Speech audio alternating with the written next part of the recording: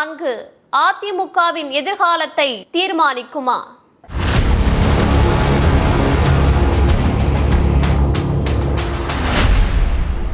பாஜக ஆட்சிக்கு வந்துட்டா தமிழ்நாட்டில் திராவிட கட்சிகளே இல்லாத சூழல் உருவாகும்னு சொல்லி பரபரப்பை கிளப்பியிருந்த பாஜக மாநில தலைவர் அண்ணாமலை ஜூன் 4க்கு பிறகு தமிழ்நாட்டில் அதிமுகன்னு ஒரு கட்சியே இருக்காதுன்னு சொல்லியிருந்தாரு.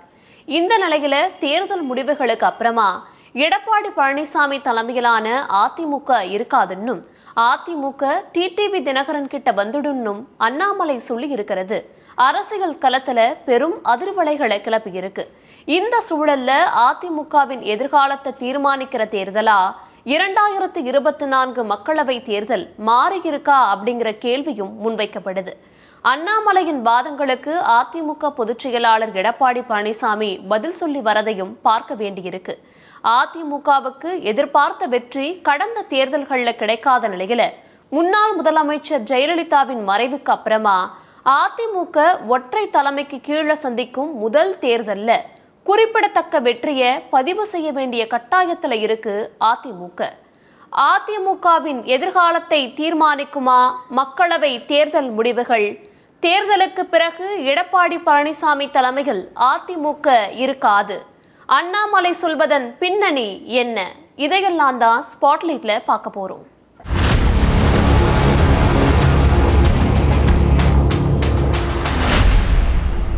அமமுக பொதுச் செயலாளரான டிடிவி தினகரனை ஆதரித்து தேனியில பிரச்சாரத்தில் ஈடுபட்ட பாஜக மாநில தலைவர் அண்ணாமலை அதிமுக மேல கடுமையான விமர்சனங்களை முன்வச்சிருக்காரு. பிரச்சாரத்துல பேசின அண்ணாமலை இந்த தேர்தலுக்கு பிறகு எடப்பாடி பழனிசாமி தலைமையிலான அதிமுக இருக்காதுன்னும் அதிமுக தொண்டர்கள் எல்லாரும் தினகரன் பின்னாடி வந்துடுவாங்கன்னும் சொல்லியிருக்காரு. மேலும் இத ஓப்பனாவே சொல்றேன், இதை சொல்ல எனக்கு எந்த தயக்கமோ பயமோ இல்லைன்னும் சொல்லியிருக்காரு அண்ணாமலை. அது மட்டும் இல்லாம அதிமுகவை வழிநடத்த போறது டிடிவி தினகரன் தான்னும் அதிமுக தொண்டர்களுக்கு தெரியும்னும் டிடிவி தினகரன் வெற்றி பெற்றால் தமிழ்நாட்டில் அரசியல் மாற்றம் ஏற்படும், அதனாலதான் ஸ்டாலினும் எடப்பாடி பழனிசாமியும் தினகரனை தொடர்ந்து எதிர்த்து வராங்கன்னும் தெரிவிச்சிருக்காரு அண்ணாமலை. 2021 சட்டமன்ற தேர்தலில் தினகரன் அதிமுக கூட்டணியில இருந்திருந்தா ஸ்டாலின் முதல்வராக இருக்க முடியாதுன்னும் மக்கள் செல்வாக்கு இருக்கிறதாலேயே டிடிவி தினகரன் நிராகரிக்கப்பட்டாருன்னும் சொல்லி பரபரப்பை கிளப்பியிருக்காரு அண்ணாமலை. 2024 தேர்தல் முடிவுகளுக்கு அப்புறமா தமிழ்நாட்டில் அதிமுக இருக்காதுன்னு சொல்லியிருந்த அண்ணாமலை இப்போ எடப்பாடி பழனிசாமி தலைமையில அதிமுக இருக்காதுன்னு சொல்லியிருக்கிறது கவனிக்க வேண்டியதா இருக்கு.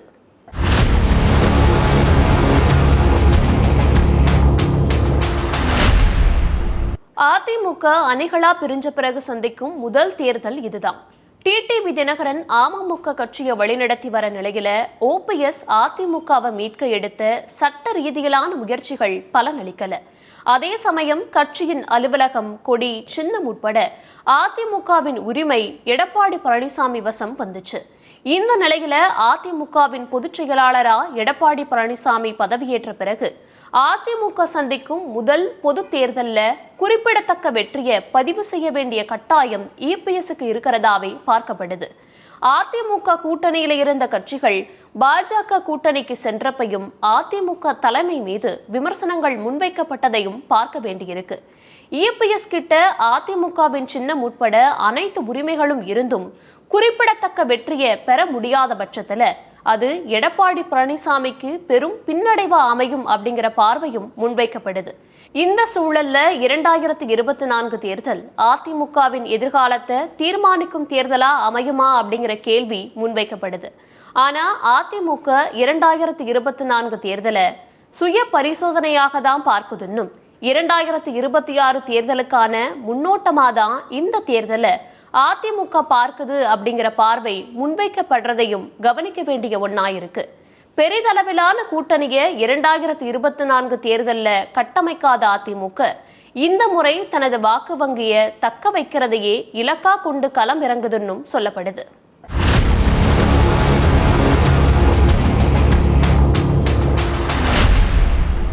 அதிமுகவை மீட்க ஓபிஎஸ் எடுத்த பல கட்ட சட்ட நடவடிக்கைகள் அவருக்கு பலனளிக்காத நிலையில டிடிவி தினகரன் வசம் அதிமுக வரும்னு அண்ணாமலை சொல்வது சாத்தியமா அப்படிங்கிற கேள்வி எழுந்திருக்கு. ஒரு கட்சியின் தலைவராயிருந்து தனி சின்னத்துல தேர்தலில் போட்டியிடும் டிடிவிக்கு பின்னாடி அதிமுக தொண்டர்கள் வருவாங்க அப்படின்னு சொல்றது ஏற்புடையதா அப்படிங்கிற கேள்வி முன்வைக்கப்படுறதையும் மறுக்கிறதுக்கு இல்லை. பாஜக கூட்டணியிலேயே 2 தொகுதிகளில் மட்டும் போட்டியிடும் அமமுகவின் பொதுச் செயலாளராக இருக்கும் டிடிவி தினகரனை அதிமுக தொண்டர்கள் எப்படி ஏத்துப்பாங்க அப்படிங்கிற வாதங்களை அதிமுகவினர் முன்வைக்கிறதையும் பார்க்க முடியுது.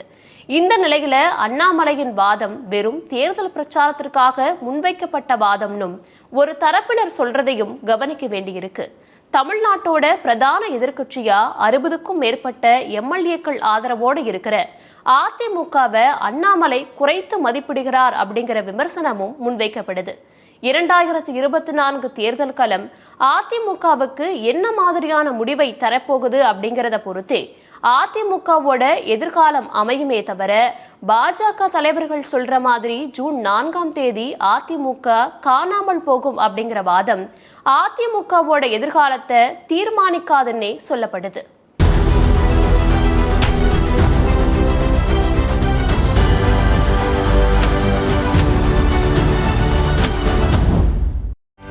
செய்திகளை உடனுக்குடனும் துல்லியமாகவும் தெரிந்து கொள்ள சப்ஸ்கிரைப் பண்ணுங்க.